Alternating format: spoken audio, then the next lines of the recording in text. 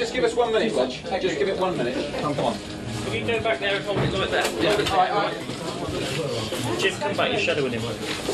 Okay, interview coming Back a bit further, Jim. I think I was a pioneer for hope. Go for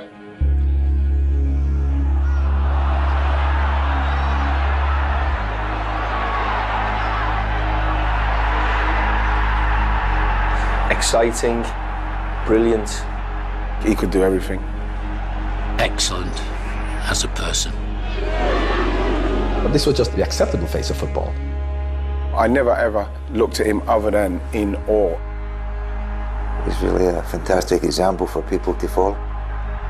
Just play like you do for Kenny Dalglish. Play for me like you play for Liverpool. At his best, how good was he? The best.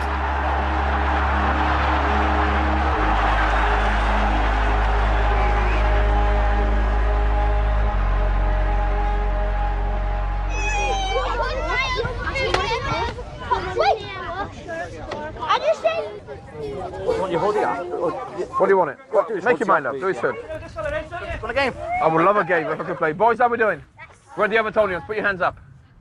Come on, I know you're hiding. Where are you? I'm going to play the ball to you. You're going to control it and turn in 1 or 2 movements, and then you're going to shoot for goal. Man United? Sorry. Where do you live? Parkgate. You live in Parkgate. Why are you supporting Manchester United? In a word or two, what does football mean to you? Apart from family, the most enjoyable time in my life.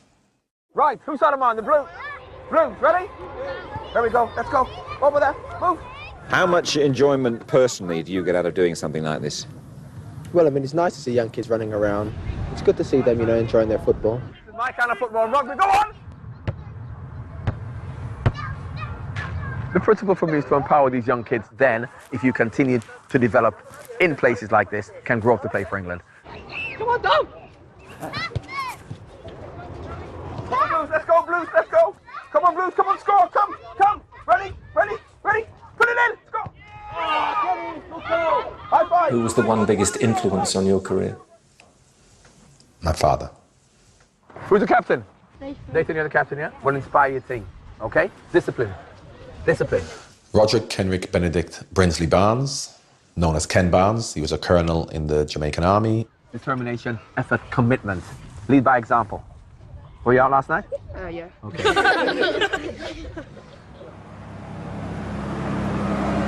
I was brought up in a very strict household, with my father being an army officer. My early days in Jamaica were very, very happy, but, you know, just very, very disciplined. He also played football. He played football for Jamaica, so from as long back as I can remember, he's always inspired me to play football. Well, my mum and dad will tell you because they put up football in the crib when I was about 3 years old. I used to play football by myself a lot in Jamaica growing up. Just playing by myself with the ball all day, every day.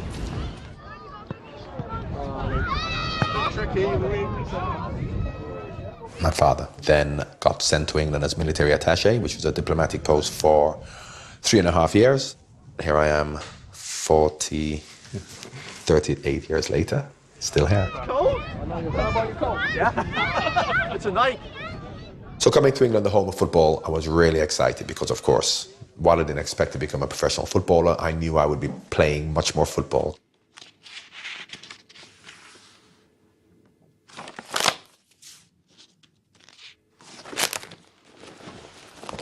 Stowe Boys Club. I remember this well. This team on the right was probably my first year here in England. I played centre-back, 4 years, I'm at the back. Winning 6-0, players are scoring 10 goals, I'm at the back.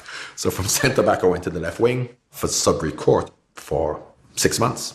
And that's obviously when the taxi driver was driving by, saw a game, come on, watch this game, there's this kid. A supporter, in fact, phoned up the club and said that a friend of his had seen a young boy that he thought was well worth watching. He was recommended to us by a taxi driver who spoke to one of our scouts and said, you ought to go see this young boy playing for Sudbury Court. His name is Barnes. We saw him, we gave him half a game, we hid him and signed him as quickly as we could. You don't need to be an expert, you see.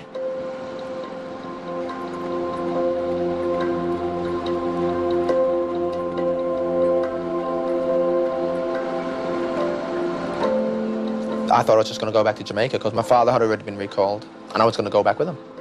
He was just 17 at the time, and of course, you know, you worry about a boy who's only 17, being left on his own, and of course I wasn't sure whether he would make the grade at the time. So his family left, but Watford became his new family? That's correct, yeah. That was very, very important to establish that relationship with his parents. That's what he wanted to do, and of course I always encouraged him, so it turned out well for him. We gave Sudbury Court a set of shirts and a set of shorts, and then 6 years later John was sold for £900,000.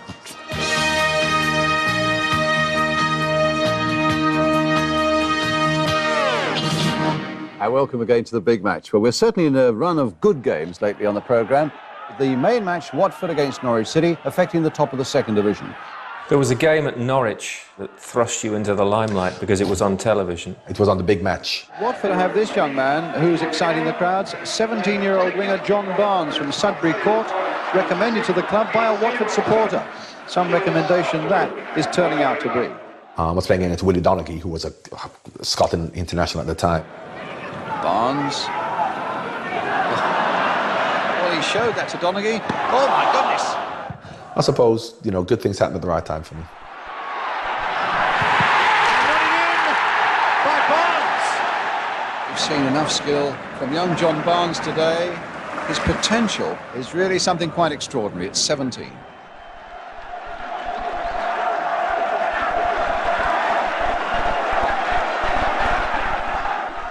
What's the biggest single reason you made it in football? Discipline. With Watford, no matter who you are, you ran back and you tried for the team. We didn't have the best team, so we had to learn the defensive part of his position in the team. What we're talking about really is doing our best. A group of fellas who are prepared to work hard, try their best, and give their best whenever possible. I'm glad that my 6 years at Watford was with Graham Taylor in terms of the way he actually brought me up. A manager who really believed in you and who, in many respects, was very similar to my father.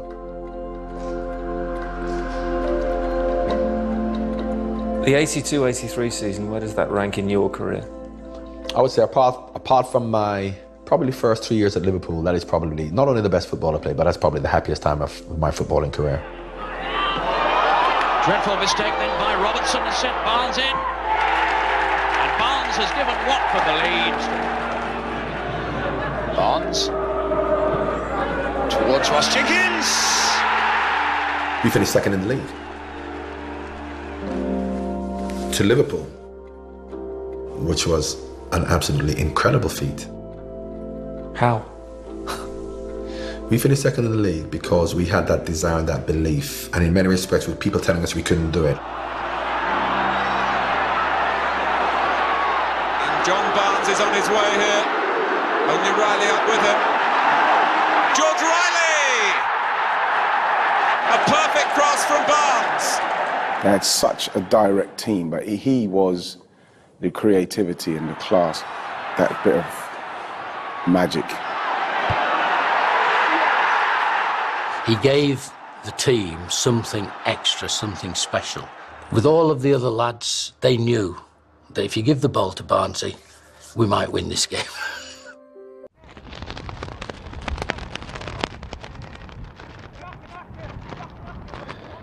Do you define yourself as English first or Jamaican first? Neither. I define myself as John Barnes.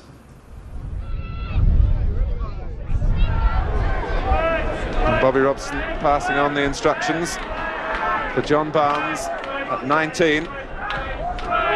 Will be his first full international. John Barnes could play for our under-21 side, and the fact that he's playing international football at senior level shows, you know, the progress he's making and what I think about him.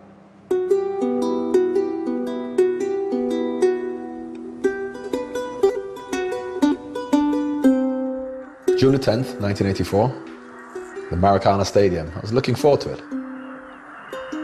Just to be there was just magical. One of the greatest goals ever scored by an English player. Ever.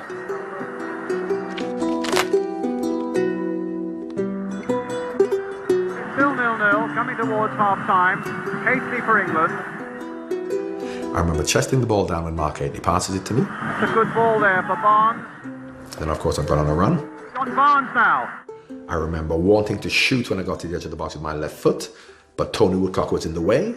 I dragged the ball inside. Might go all the way for England. Barnes. I then looked up, and I've just seen the goalkeeper. And I thought, how did I get here?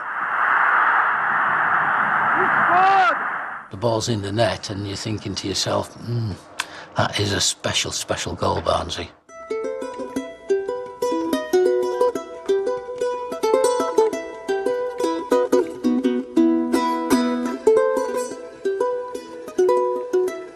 Incredible. And Barnes here in Rio has performed a miracle. The beautiful afro, the way he was celebrating at the end, because I'm not sure that when you look at his face, you realise what he'd done. First goal for England.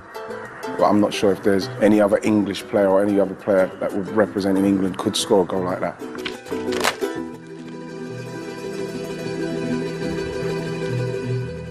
Was that goal the best or the worst thing to happen to your England career? The best thing. It was both. One, it had to be the best thing because you don't score goals like that. But two, the expectancy then of Barnesy. If you're not doing that now every game, I'm sorry, you're not playing well or you're not giving effort to it. In terms of the expectations and people saying, why do you do that every week? Yes, but would I have it any other way? Not at all. England have won it the first time they've won here in Maracanã Stadium with a stupendous goal by John Barnes right on half-time. On the plane, we had a couple of National Front members out there, and they were saying that we only won 1-0 because you'd scored the goal and stuff like that. But we ignored them. This was just the way it was, completely accepted by everyone. The abuse, the name-calling, all you could hear were the hoo-hoos, the nigger chants. When did you first encounter racism on the football pitch? Probably my first game for Watford, I would think.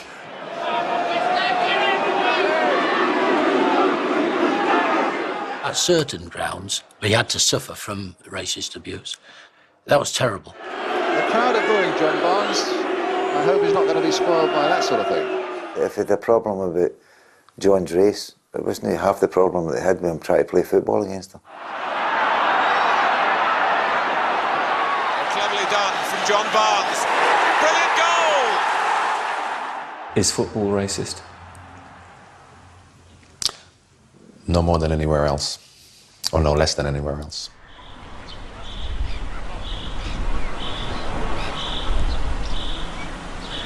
Since everything has gone so well, I can't help but have the confidence because since I've been at Watford, Watford got promotion, FA Cup final this year, runners-up last year, everything has gone so well.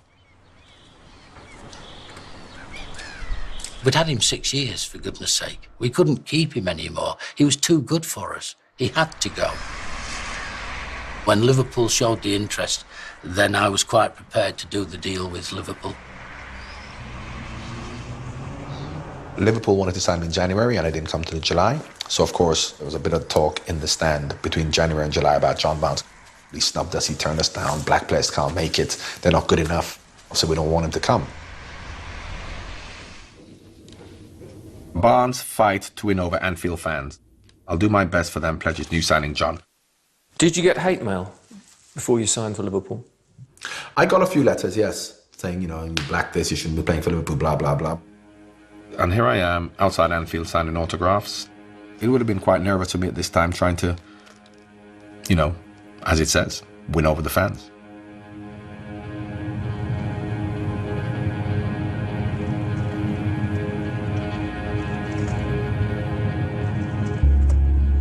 Culturally, you know, where you live, you don't really see it. And then coming to Liverpool, I saw how separate the communities were.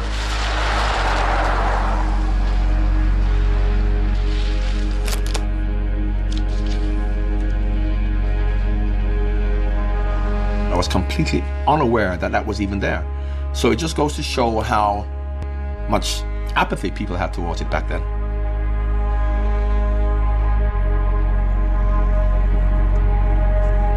If John Barnes fails somewhere like Liverpool, I feel that puts us back.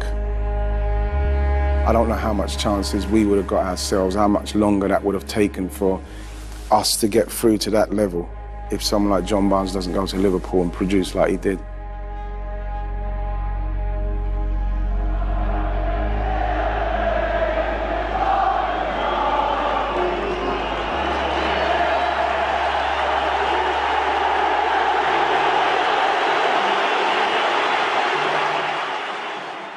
When I talk about mass racism, I'm talking about the amount of people.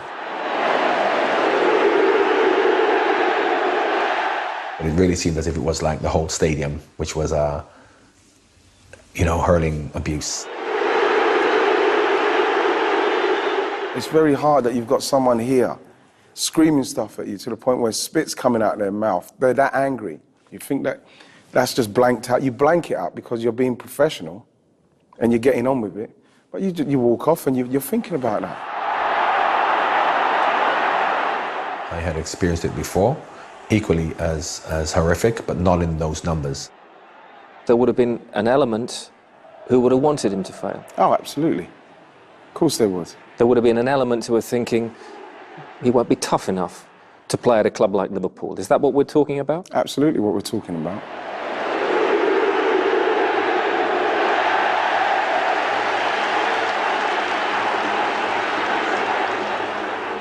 That would only have encouraged him. How did he deal with it? Brilliantly.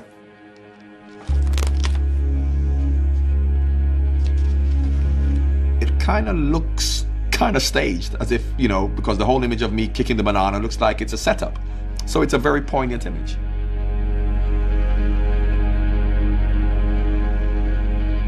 That's how you answer it. Most probably would have been able to peel it with his left foot if he saw it coming. Brilliant.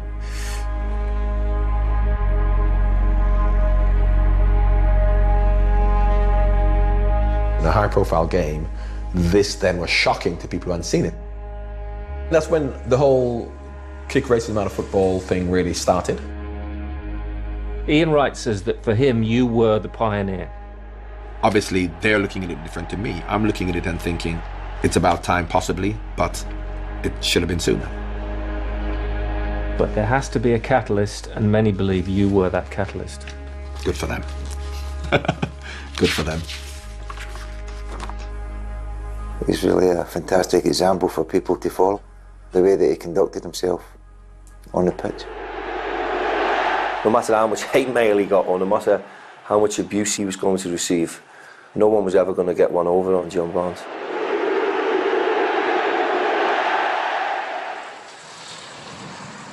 It never affected me at all. I have been a fully empowered and enfranchised young man growing up, and I would never let anyone try and disenfranchise me by throwing a banana at me. I think he tried to deal with it as a professional footballer in the right way. He used to just go out and in the end, like the same people who have made those gestures, those noises towards him, end up clapping him off.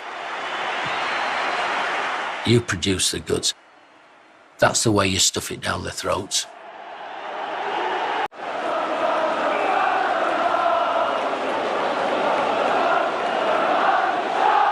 He wanted to play football, he wanted to be successful. And that was the same principles as we had. He came in and encompassed the whole thing about Liverpool Football Club.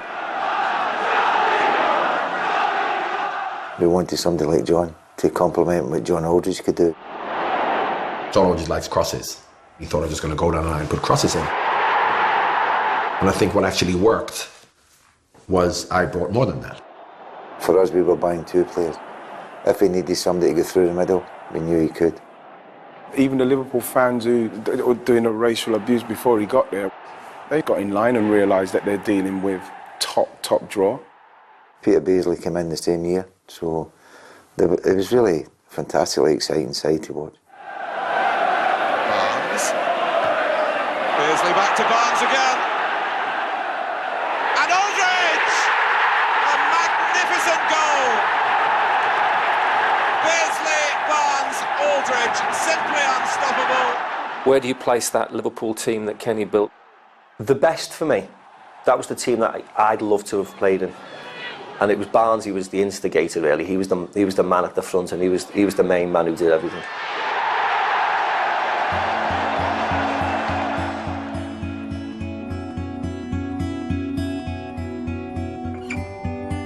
When he'd move with the ball, it was so fluid. It's like liquid. If I was playing with John Barnes, my first thought was, when I've got the ball, is to give it to John Barnes. And that's probably what his Liverpool teammates thought. Ball, Barnes. Oh, Barnes, lovely bit of play. Oh, lovely play by Barnes. Now, the little cross to finish it off. It's in there! For us, he brought poise, he brought real quality. He could go and take it up to people, go past people, play other people in. Well, Barnes showing that he can tackle as well. And pass it, we know he can do that. He could do everything.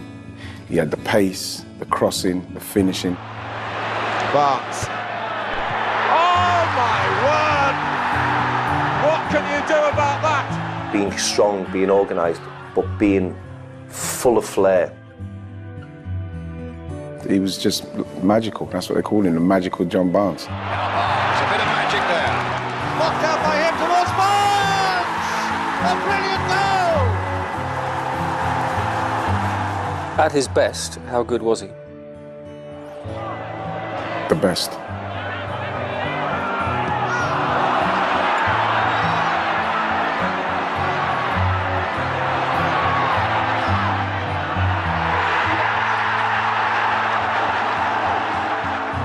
The people here, they loved him. They loved him because he was genuine and because he knew they were getting 100% honesty and commitment. This is the Players Player of the Year award, because I won the Sports Writers as well, but this is the Players Player of the Year award, which is the one you want, really.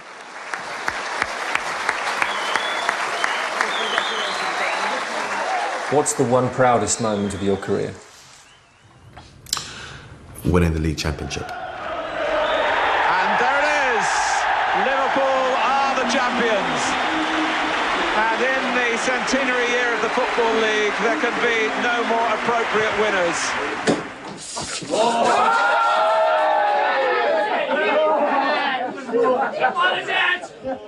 There was celebration when we won, but it wasn't, you know, over exuberant, or we didn't get carried away with it. And then what taught me was that it's fantastic, we've won, forget about it, it's gone. What is going to keep you hungry for success is if you don't pay too much importance to successes of the past.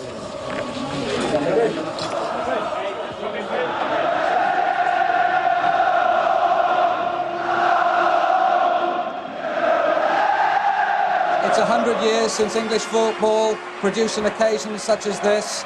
The teams occupying first and second place in the championship. Head to head, the last match of the season for the league championship. What's the one biggest regret of your career? Not taking the ball in the corner against Arsenal. May the 26th, 1989, Liverpool versus Arsenal. Last game of the season. Liverpool can lose 1-0 to win the league. And Smith! And Arsenal have scored!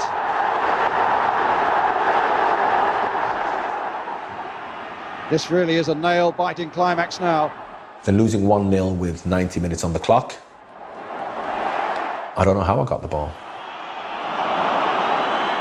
As I'm going to the corner, I can see the goal, and there I can see the corner flag. And as I can see the goal, I can just see Kevin Richardson. Yeah, Richardson. He was injured. I would have tried to beat him as well. If he'd have gone past Richardson, it was one-on-one with Lukic. How many times had he done it so well before? Kevin Richardson took the ball off me, probably just inside the box, and passed it back to the goalkeeper. Barnes will not be denied. Yes, he will, by Richardson. But he picked it up, threw it out to Lee Dixon in the right-back position. I was obviously not there. I was a left winger, so that's where I should have been. Steve McManaman left Michael Thomas, he was marking Michael Thomas, to try and stop this ball from Lee Dixon into Alan Smith, which obviously left Michael Thomas free to run through. But Thomas charging through the midfield! Thomas! I remember looking at it and seeing Ray Houghton chasing him as he's going through on goal and saying, go on Ray, make a challenge, but unfortunately, wasn't to be. It's up for grabs now! Thomas! Right at the end! An unbelievable climax to the league season. Well into injury time, the Liverpool players are down absolutely abject. John shouldn't be blaming himself. At the end of the day, I think you give him a bit of credit, but I think we've always got to look at ourselves. I think there's times in the game when we've only got ourselves to blame for what happens. Yeah, we were disappointed, but you can't have everything in life. And for us, although we'd have loved to have won the league, the FA Cup was a big one that year because of what it meant to the families of the people who'd lost somebody at Hillsborough.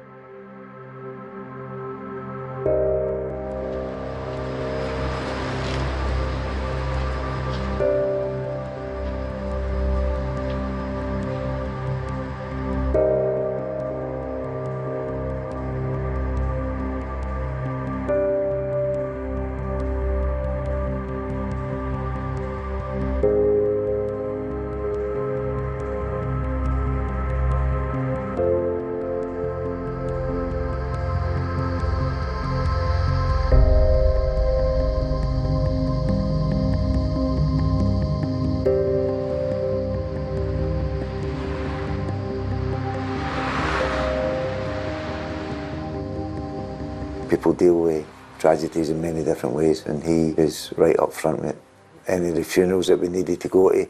He would be there, running up, fantastic with the families when they came to Anfield, looking after them and very, very caring.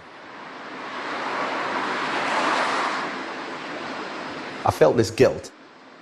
They're coming to watch me. I know they're coming to watch everybody else, and it's Liverpool Football Club. It's an irrational thought, so you feel this guilt. And I wasn't sure how they would react, because had that been my loved one, I wouldn't want to go and meet footballers or meet a football team or ever watch football again. So as they're coming into the players' lounge, you're a little bit like, how are they going to respond? They were coming in, and so many of them were coming over and going, I cannot believe that I'm in the players' lounge with Ian Rush and Kenny Dalglish. They're not happy to be there under those circumstances, but just for the very fact they're meeting their heroes showed how passionate they are about their football club. It showed me the real character of Liverpudlians.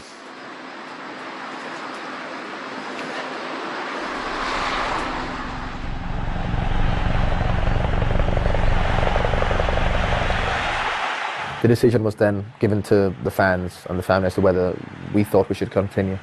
And the decision they came back with was, yes, we have to play.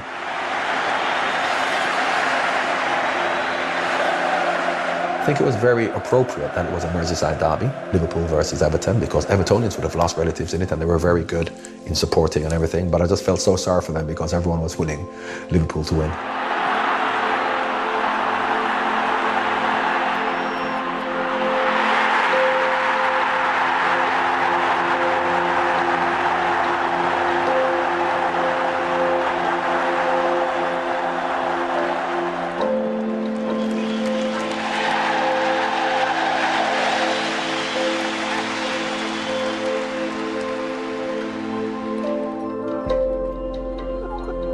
Fabulous, okay.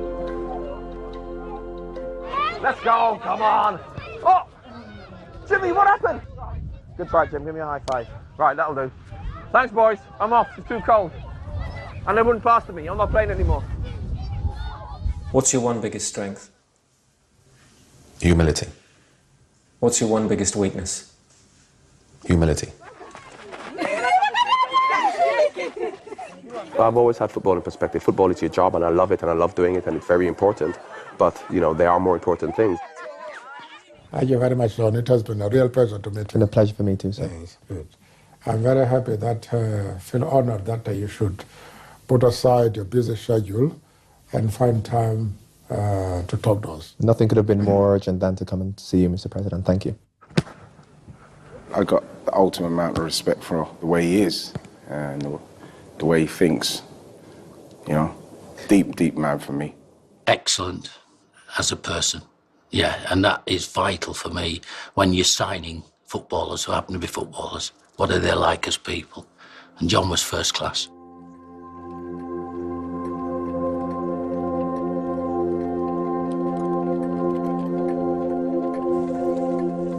In the 1990 season, how many goals did you score in 34 games?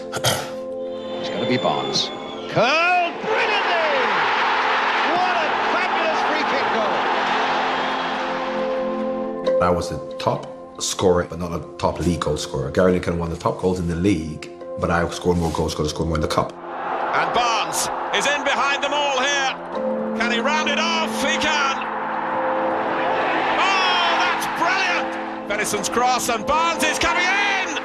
Look at this break by Barnes now. The flag stays down, and the ball is in the net by John Barnes. United have been caught out here. Will they be punished? They are by John Barnes.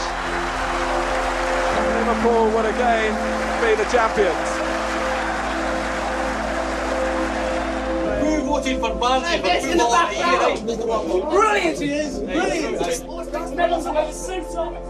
I miss the old dressing room. Dressing rooms are different now, and I understand dressing rooms are different in terms of the characters and the banter and what actually goes on.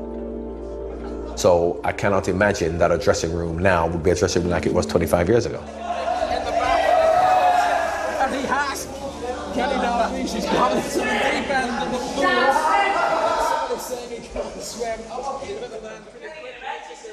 Would you have imagined when you won the title that Liverpool wouldn't win another one? Not at the time, absolutely not. Absolutely not.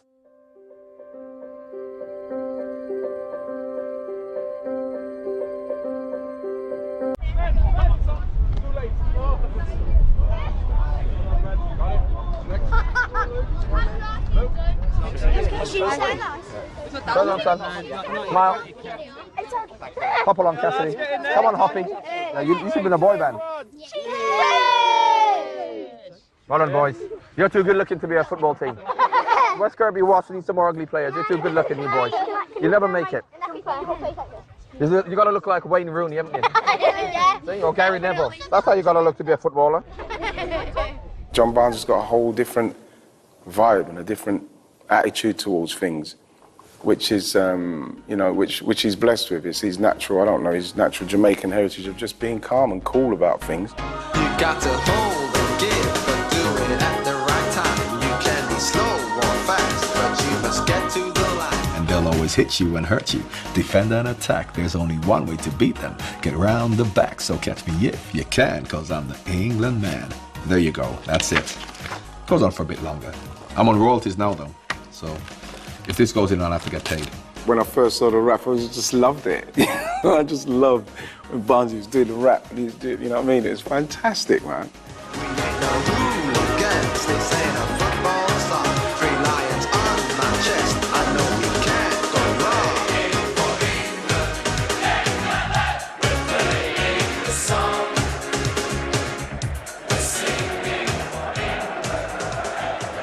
Barnes.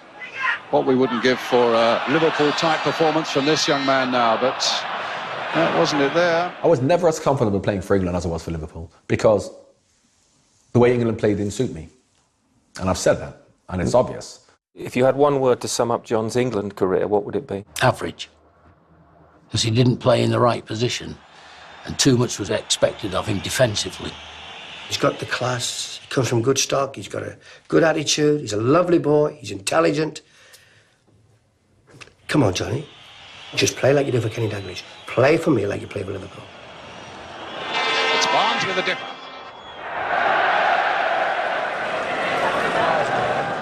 You know, people will always point to the player and blame the player for maybe not performing on a certain stage.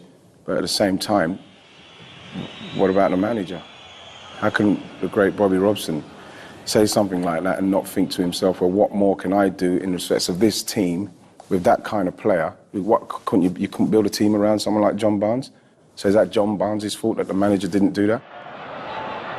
I felt that I was confined to play in a particular way in a particular position, whereby we didn't concentrate much on the technical aspect of it. We didn't concentrate much on keeping possession, moving the ball around. It was more about aggression. And if you look, mainly the hard-working midfield players or the main goal scorer or the centre-backs were the heroes for England. Backs to the wall wins, hard tackling in midfield, Gary Lineker scoring. We never outplayed any of the opposition. I would love to be playing now because it's all about the technique and the skill and keeping the ball and the flair, whereas back then that's not what it was. Pearce had to drive it in early. Our Barnes! Oh, fantastic! A brilliant goal! What a goal! You know, when you speak of iconic England players, he should have certainly been in that list. He should have been the best outfield player, the most exciting English player that we've had, definitely.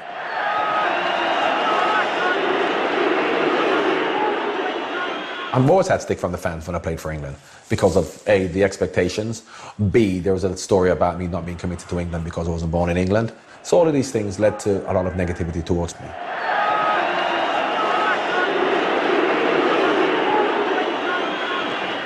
Was it also to do with his, in inverted commas, lack of commitment, which had been questioned? Well, they should not have questioned his lack of commitment. You're just saying that because sometimes he's like anybody. He might not have such a good game. Doesn't mean he's not trying. It really, really was hard to deal with, listening to them boo him like they did. I mean, what on earth? What on earth is with these people?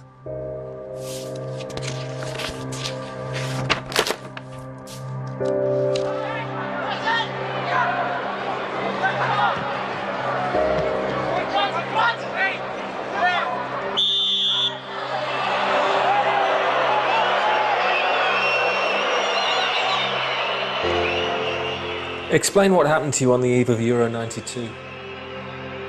I would have been 28. Should have been coming into my prime. And then I ruptured my Achilles tendon. Barnes tears Achilles and is out for a year. And there's the picture of me lying there in agony, and I remember it. If you look at the size difference now between the right and the left one, there's the left one. You can see the difference in size.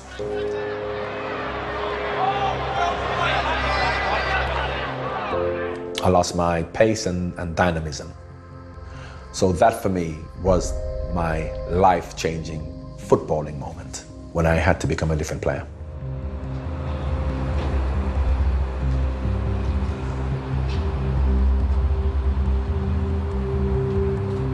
It took me a long while to really realize that I wasn't the player that I actually was physically anymore. For a player of Barnsley's ilk, it just stops them being, you know, truly, truly, truly great. He morphed into this, you know, leader of the team. He was the best player we had. You know, we all looked up to him, really.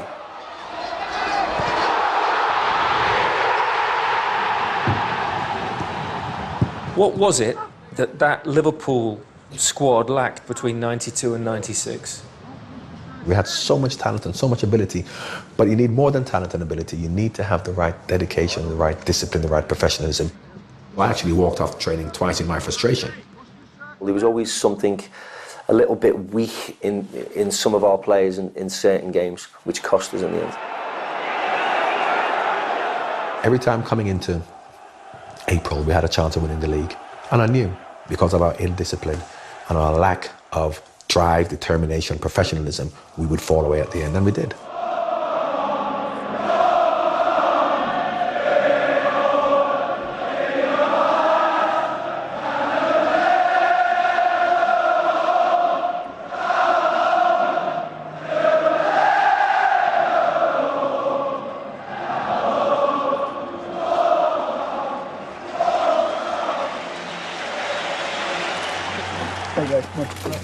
You scouts then? Yeah. See, I can tell you. I'm surprised you weren't there first. I was asked by the directors at Celtic for some names. I gave them John's name. They met John, and not surprisingly, they were really enamoured with him. I was concerned. It doesn't follow that such a talented player as he was can go and manage players who aren't as talented as he was.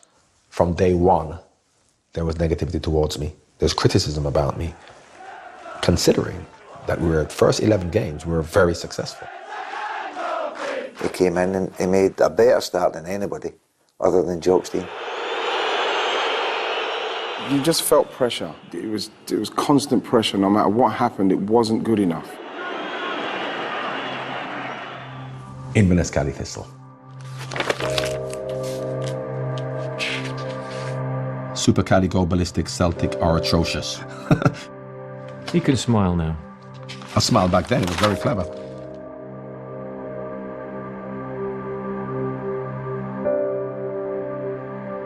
obviously they lost, and there were some people outside that showed a bit of disconcern, and the board said they wanted John to go. I won Manager of the Month in January. February the 11th, I was sacked.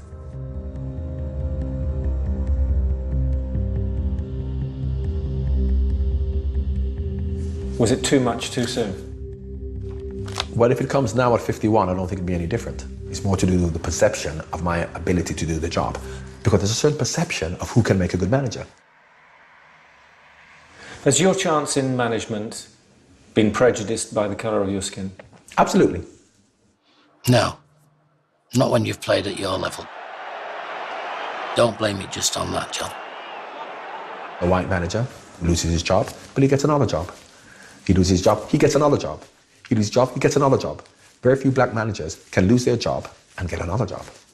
With someone of John Barnes's ability and stature, to not have worked more in the game with something that he's desperate to do, I don't know what else to say. What else can it be?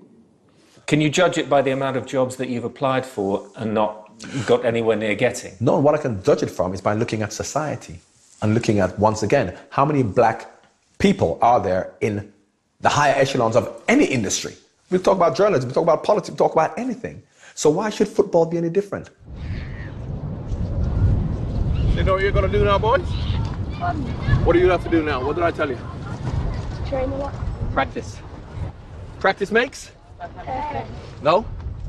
Come in. And I'll tell you what Terry Venables told me. I really feel sorry for him because I thought that Celtic would have been a brilliant job for him to start his managerial career. What Terry Venables will tell you, which is better than practice makes perfect, is practice makes permanent. I don't think he got the chance, really. I don't think he got the chance. So correct practice is important. So what does practice make? Good boys. Off you go.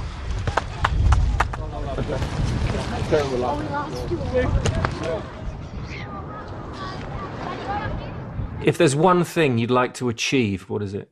Management. Simply. To be given an opportunity in management.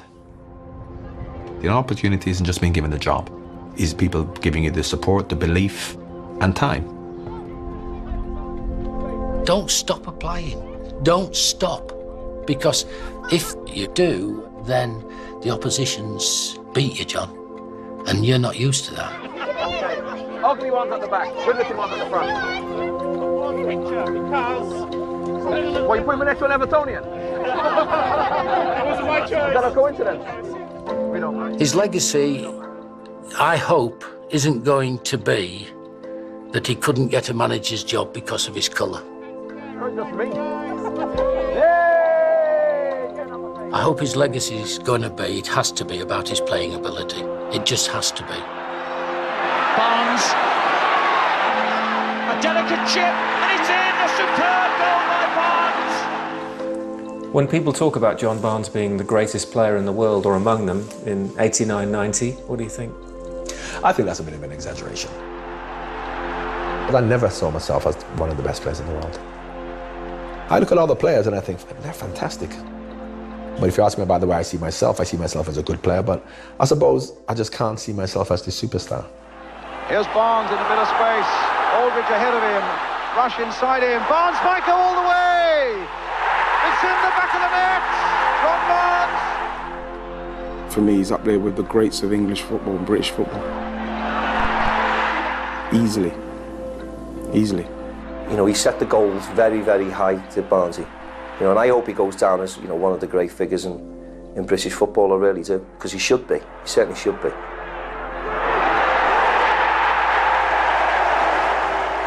What would you like to be remembered for?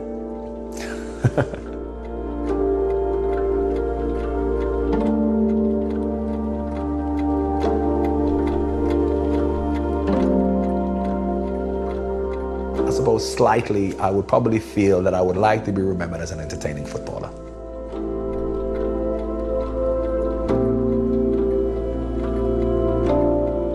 He'll be remembered and revered at Liverpool for his performances on the pitch, for what he did, for the defences that he ripped up.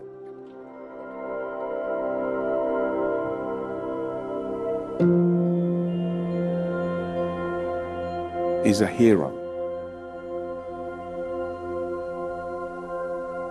I still remember the feeling when I was playing at that particular time and how fantastic it was and how you just didn't want it to end. And I suppose you do take it for granted. And probably later on in life, when you know the end's coming near, you probably appreciate it much more. But as a 21, 22, 23, 24-year-old player, it was just an everyday part of life, which you didn't really savor, and you really should.